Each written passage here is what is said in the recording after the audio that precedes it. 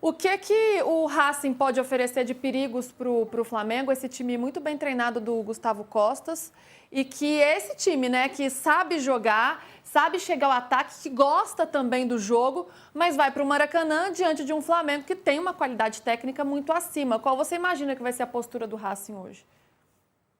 O Racing vai marcar bloco médio, eu entendo. Vai ter bola recuperada e rapidez para chegar na frente. Não é um time veloz, é um time que perdeu jogadores importantes durante a competição, como o Maximiliano Salas, que foi para o River Plate. É um time que tem um centroavante muito fazedor de gol. Já enfrentou o Flamengo, por exemplo, pelo Coritiba, em Brasília, em 2023, quando era jogador do Coritiba, e não teve sucesso. Jogou como titular, foi substituído e o Flamengo ganhou por 2-0 lá em Curitiba, em Curitiba não, no Mané Garrincha, em Brasília, em 2023. É um time muito forte na bola parada, então no escape eles vão tentar uma bola parada nos arredores da grande área, é muito forte na bola parada. É um time que tem só 5 titulares iguais à decisão contra o Cruzeiro na Copa Sul-Americana do ano passado. Muita gente, muito torcedor do Racing não gosta do Gustavo Costas como treinador. Eu também acho que não é um treinador brilhante, mas é um treinador que tem muita referência com o clube. Ele entende muito a alma do Racing. Isso tem feito diferença. É um time que voltou a ser competitivo internacionalmente, com o Diego Milito como dirigente. O Racing voltou a ser competitivo em competições internacionais. Foi a decisão, foi campeão da Copa Sul-Americana no ano passado, eliminou o Corinthians na semifinal, está na semifinal da Libertadores depois de 28 anos. O Flamengo não pode oferecer bola parada. É um dos aspectos do jogo, o Flamengo não pode oferecer bola parada. É uma das atenções que tem que ter hoje. Ô, Musetti, por outro lado, você tem um Flamengo que é muito forte, né? Que não tem nem o que falar da qualidade técnica do Flamengo. Qual é o tamanho da vantagem que isso dá para o Flamengo hoje, você tendo jogadores como Pedro, como Arrascaeta, com tanta qualidade técnica jogando em casa e ainda com o apoio dessa torcida tão forte e tão grande que vai lotar o Maracanã hoje? Ô Lu, acho que a vantagem técnica ela só vai ser diminuída se o Flamengo não tiver a postura que a gente espera que tenha. Às vezes já foi um Flamengo um pouquinho aquém em termos de vontade, de concentração, ou um Flamengo que criava muito e não definia. Contra o Palmeiras, o Flamengo foi tudo que se espera do Flamengo. Um time muito bom tecnicamente e que vibrou muito, ganhou divididas. É só ver como o Pedro marcou, como esse time vibrou. Eu acho que se o Pulgar for mesmo titular, ele também ajuda nesse aspecto de um time mais de Libertadores. Mas se o Flamengo igualar na vontade, não cair na catimba, tentar jogar, é muito diferente do Racing. É por isso que eu acho que vai conseguir uma boa vantagem hoje no Maracanã. É a semifinal mais equilibrada, Lívia? Eu acho que não. Não, Palmeiras e LDU é mais? Eu acho que sim. Nesse contexto, sim. Até pelo histórico, né, entre as equipes. E o Racing está aprontando, de fato, com os brasileiros, mas também vem de últimas temporadas, né, um pouco sofridas, assim. Então, não é uma equipe que está no seu, digamos assim, no seu auge. Eu ainda acho que o Racing vai chegar num auge com trocas, com mudanças. Eu gosto desse confronto, mas eu ainda acho que não é o mais equilibrado. O que vocês acham, PVC e Musetti? Qual que é o confronto mais equilibrado dessa semifinal? PVC. Tem que ter mais equilibrado? Uai, eu acho mais equilibrado. Tem. A graça é essa. Eu acho mais equilibrado Flamengo e Racing.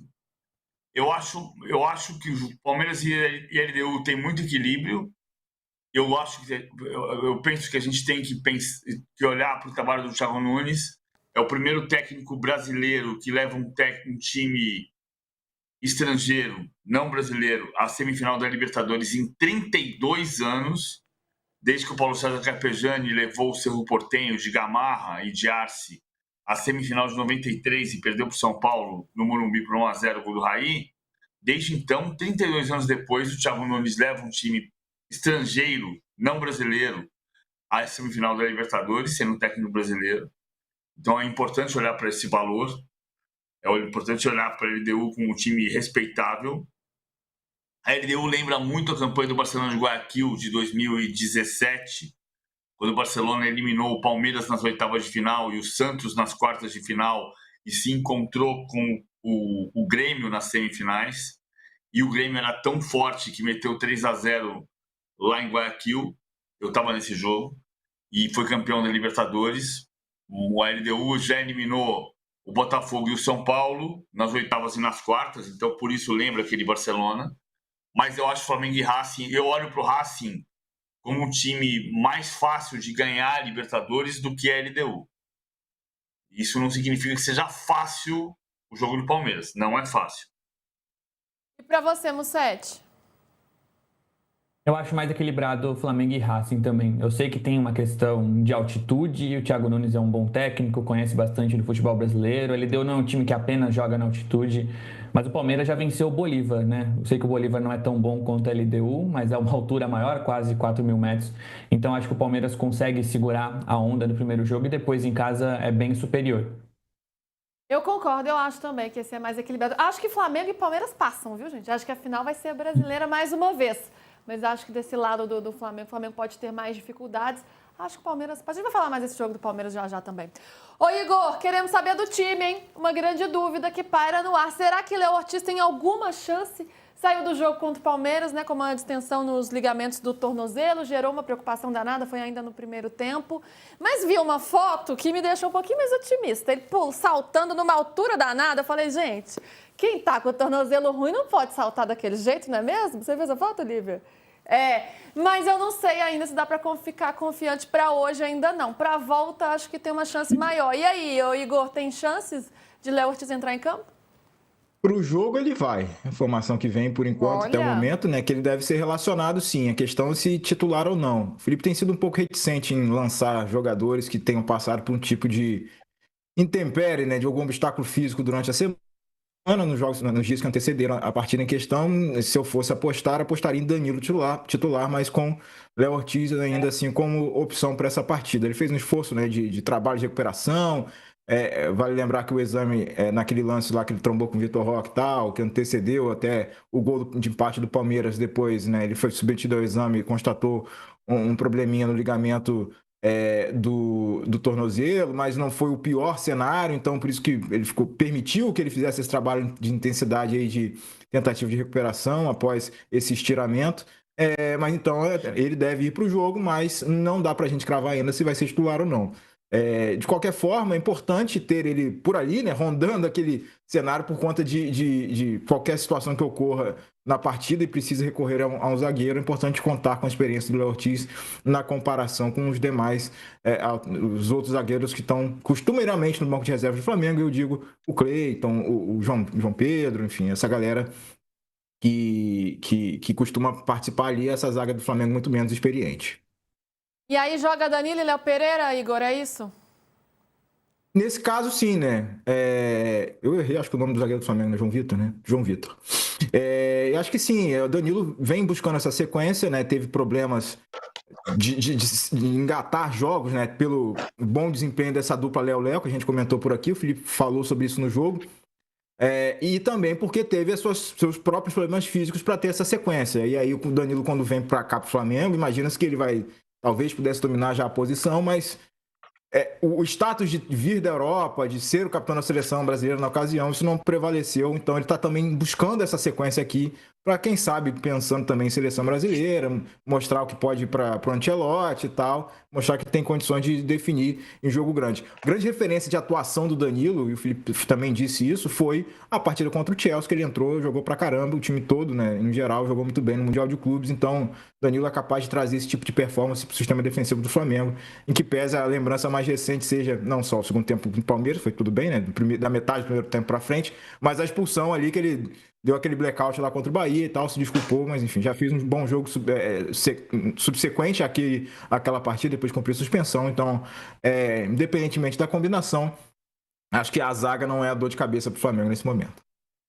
Tirando isso, é o mesmo time que enfrentou o Palmeiras, Igor? A gente já pode até mostrar o campinho aí, e o Igor vai sinalizando pra gente se essa é a tendência mesmo de o Felipe Luiz escalar. Então, esse time do Flamengo que vai com Rossi no gol, Emerson Royal na lateral direita, essa dúvida do Léo Ortiz ou Danilo, tendência maior de ser o Danilo, né? Como o Igor está dizendo, mas Léo Ortiz indo para o banco, que já é uma boa notícia.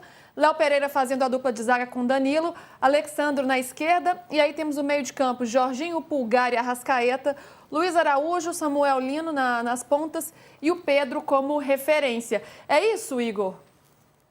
Felipe Luiz é aquela caixinha de surpresa, né? De vez em quando ele olha o adversário e vai escalando de acordo com o adversário. Não quer dizer que a sequência de jogos do Flamengo vai ter sempre a mesma escalação, embora a combinação anterior tenha ido bem, né? Como foi contra o Palmeiras. A gente precisa observar, eu acho que também a situação do Royal nessa disputa com o Varela.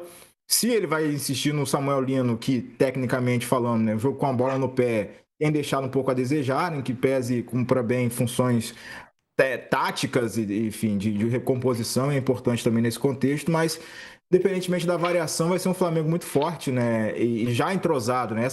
O lado bom dessa rodagem que o Felipe dá é que o time não sente muito quando sai um, entra o outro, quando entra o Royal, vai pro Varela, então a engrenagem funciona muito bem, né? E aí, claro que cada jogador tem sua peculiaridade ali, se você tiver um Saúl, um Jorginho, é uma combinação, a volta do Pulgar acrescenta outras coisas, mas em geral, coletivamente, o Flamengo tem saído muito bem, apesar desses ajustes finos, assim. A diferença mesmo faz quando não tem Pedro e bota Bruno Henrique, ou tem Plata, aí sim é uma diferença mais gritante, mas nessas posições, lateral, por exemplo, apesar da característica diferente, mas o time tem se saído bem com essas mudanças.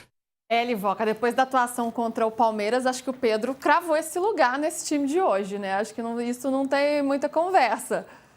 O cara inventou um gol, né? Ele sozinho ali fez uma jogada espetacular. O Pedro veio numa ascensão, reencontrou, né, o bom futebol, reencontrou confiança. E aí eu acho que nesse, né, contexto que o Igor está trazendo para a gente, eu acho que o Samuel Lino tem que provar muito mais coisa. Já são 10 jogos sem balançar as redes, né? Inclusive sem participar de gols do Flamengo, enquanto o Carrascal, que também pode jogar na ponta, vem numa ascensão, né? Vem mostrando serviço e tudo mais.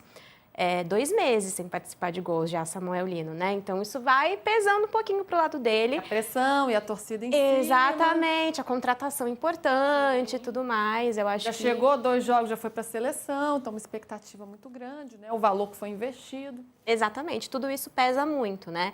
Então, assim, principalmente depois desse jogo contra o Palmeiras, ficou meio claro ali que há uma questão de oscilação do Samuel Lino. Então, vejo um momento em que talvez o Felipe Luiz possa optar por outra escolha.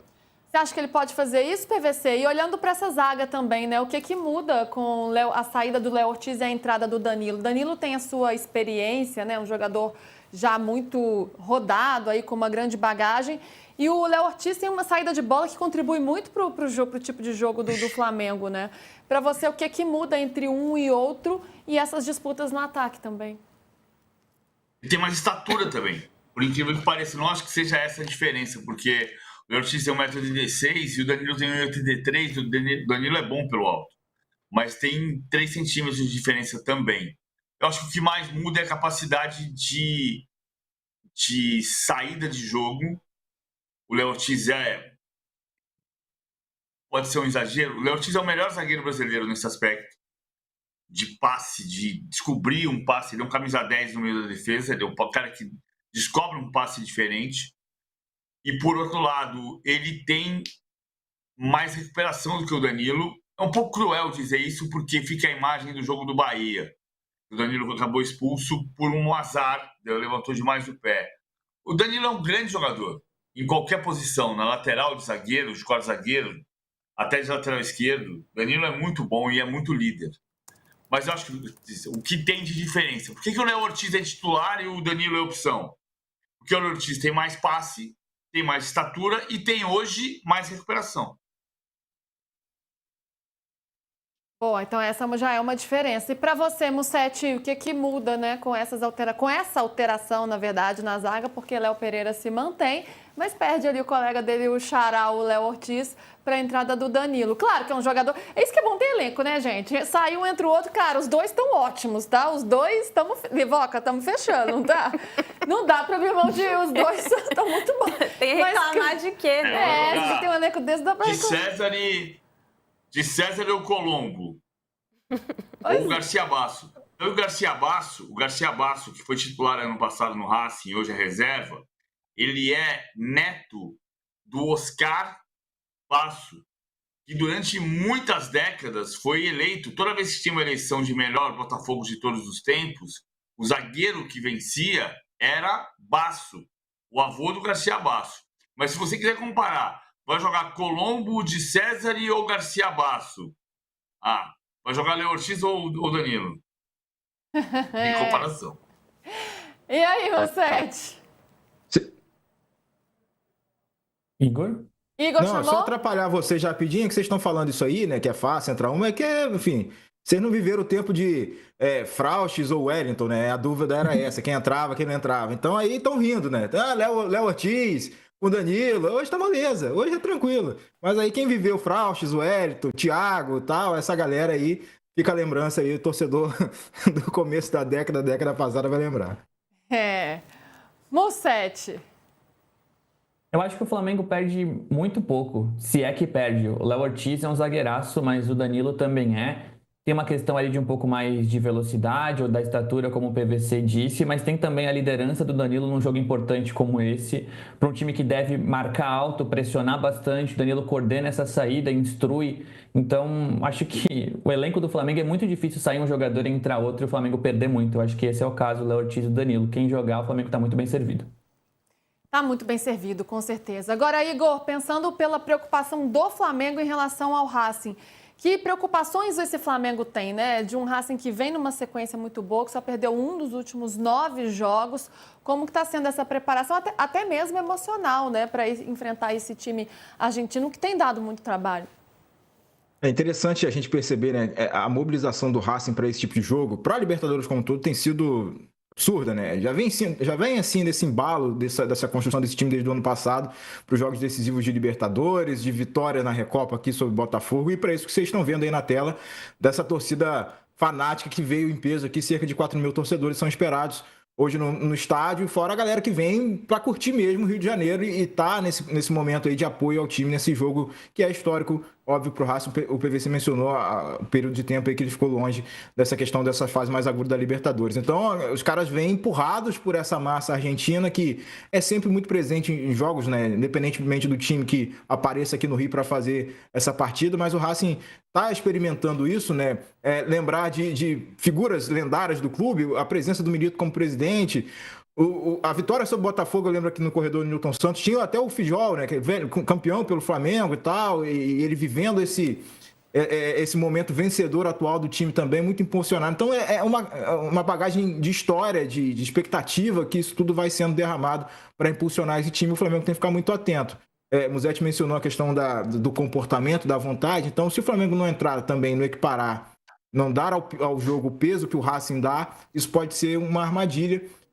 O Central Córdoba, a gente vai falar 200 milhões de vezes, porque o Felipe fala isso constantemente, né, sobre a traiçoeiro que foi aquele jogo para o Flamengo. Então, lições e lições ao longo da campanha também são dadas para esse Flamengo não dar mole, não dar bobeira, o que aconteceu no jogo contra o Estudiantes, de você ter o jogo na mão 2-0, aí tem uma lambança da arbitragem, perde o controle, o jogador expulso. Então é tipo de jogo que, no clichê da bola, tem que prestar atenção do primeiro ao último minuto mesmo.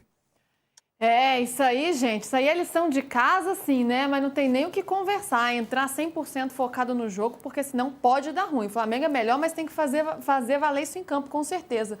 PVC, conta mais pra gente sobre esse Racing, você tá com a sua pranchetinha aí? Não, a gente vai fazer a prancheta virtual. Eu achei que a gente estava na prancheta raiz hoje, como você tá longe, eu achei que a gente ia naquela que tem o gramado do Castelão na fase ruim. Não, né? Não, hoje não, hoje é diferente. Olha só, a gente está mostrando aqui com a seta para trás, porque é provável que o Racing tenha muito menos tempo com bola, com posse de bola. Mas o Racing vai jogar com posse de bola. A questão é assim, você tem um 3-4-2-1 que vai virar 5-4-1 em muitos momentos, porque o Santiago Sousa vai entrar na defesa entre Colombo e Marcos Rojo. Marcos Rojo foi vice-campeão do mundo em 2014 pela seleção da Argentina. Marcos Rojo foi campeão da Liga Europa pelo Manchester United. Marcos Rojo, durante toda a carreira, fez falta e não ficou nem vermelho. Gabriel Rojas vem por trás pelo lado esquerdo e o Moura pela direita. Pode ser Martirena também pelo lado direito, mas tem jogado Moura. E aí você pode fazer voltar o Santiago Solari de um lado e o Konechny do outro e fazer um 5-4-1 quando o Racing não tiver a bola, para dificultar a vida do Flamengo. Eu não acho que o Racing vai montar uma retranca, mas vai haver momentos de 5-4-1. Por isso que as setas estão voltadas para trás. E a seta do Rojas está vindo para frente um pouco também, porque ele faz esse 4-3-3 ou 4-3-2-1. O Adrian Martínez é um jogador mais presente na área. O Konechny não é um jogador de tanta qualidade. É bom jogador, mas não é tanta qualidade quanto era o Maxi Salas, que foi para o River Plate. Começou a temporada. No começo da temporada também o goleiro titular era o Arias, o chileno Arias. O Cambeses virou titular.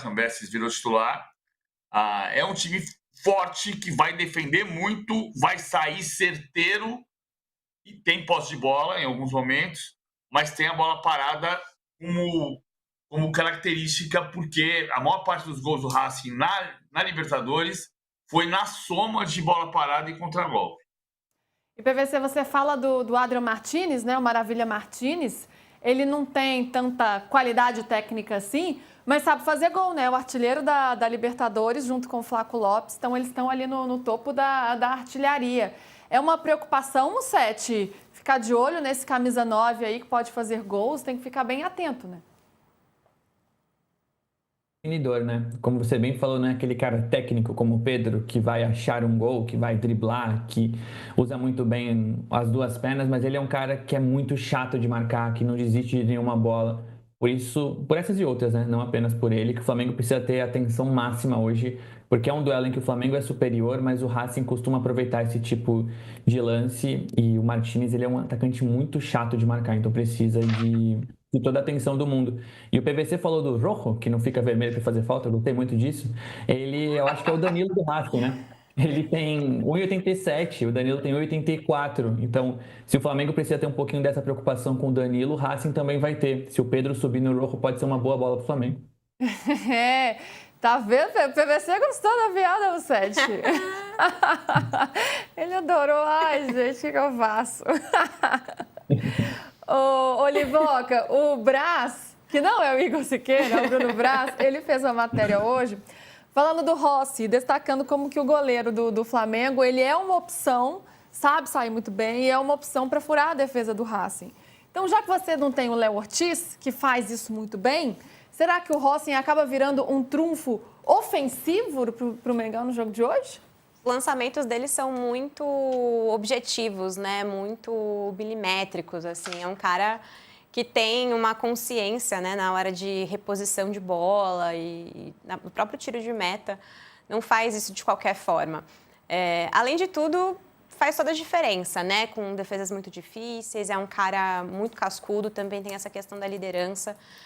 O Rossi é uma arma secreta do Flamengo, a gente não pode negar. E aproveitando que você falou do Brás, tem uma outra matéria dele de hoje maravilhosa sobre o torcedor do Racing que saiu da Grande Buenos Aires a pé e de carona e com R$270 no bolso, né? $50 no bolso. Então, assim, tá aí, saiu dia 4 da Argentina, chegou aqui no Brasil no dia 17, na cidade do Rio de Janeiro.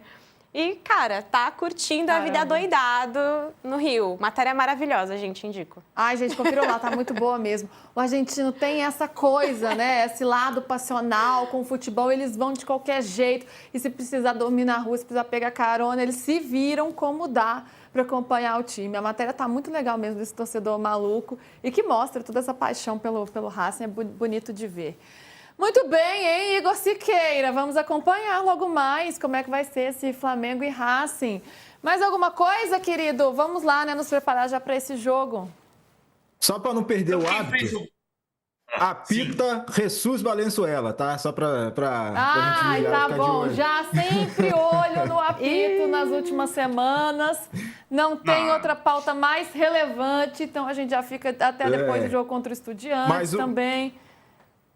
O Jesus Valenzuela é muito bem avaliado na Conmebol, tá? Vai lembrar recente, né? Enfim, a participação dele, a torcida do Fluminense brinca, né? Que ele apitou muitos jogos da torcida do Fluminense no título de 2023 ao longo, né? Então, sempre quando apita jogos do Fluminense, a torcida do Fluminense já Eba, vencemos e tal, não porque ele faz algo ilícito a favor do Fluminense, mas pela coincidência, né? E ele também vem de um jogo muito curioso lá do jogo de ida contra River Plate e Palmeiras, deu aquela pegadinha na torcida do River Plate naquela anulação lá da situação do lance com o Everton. Então o Monumental de Nunes ficou alucinado com ele pela forma com a qual ele descreveu o lance e anulou, não marcou o pênalti, né, contra o River Plate. Contra o Palmeiras, melhor dizendo, a favor do River Plate, mas fica aí, a gente está acompanhando então o trabalho do senhor Jesus Valenzuela, venezuelano, que vai apitar a partida hoje entre Racing e Flamengo. Flamengo e Racing aqui no Maracanã. Olho no apito, né, minha gente? Sempre, né? Tem sido assim. PVC, o que você ia dizer? Você colocou até seus óculos aí, pegou um livro. Eu tô olhando esse livro aqui, só existe um jeito de não envelhecer, eu prefiro envelhecer. Esse aqui é o novo almanaque do Rubro Negro, que é maravilhoso, Roberto Assaf e Cláudio Martins. Eu estava vendo a última vitória do Racing sobre o Flamengo no Maracanã, que foi em 1969, 12 de março de 1969, dia em que esta pessoa que vos fala ainda não estava neste mundo, só apenas alguns meses depois. E um dos gols do Racing, que venceu o Flamengo pela última vez no Maracanã, foi de Silva, o Batuta, que foi ídolo do Flamengo, que em 68 tinha jogado pelo Flamengo, no torneio que o Racing estava também, mas foram 2 gols de Lavelsa e um gol de Silva ao Batuta, que abriu o placar no Maracanã. Foi a última vez que o Racing ganhou no Maracanã do Flamengo, 56 anos atrás. E com um gol de um ídolo rubro-negro da época, o Silva, histórico jogador do Corinthians, do Vasco, do Flamengo, do Santos, do Racing, o Silva, pai de Wallace e Valtinho, jogadores do Flamengo nos anos 80. Olha só as lembranças, hein, do PVC trazendo aí, rememorando essa história e hoje que vai ter mais um capítulo.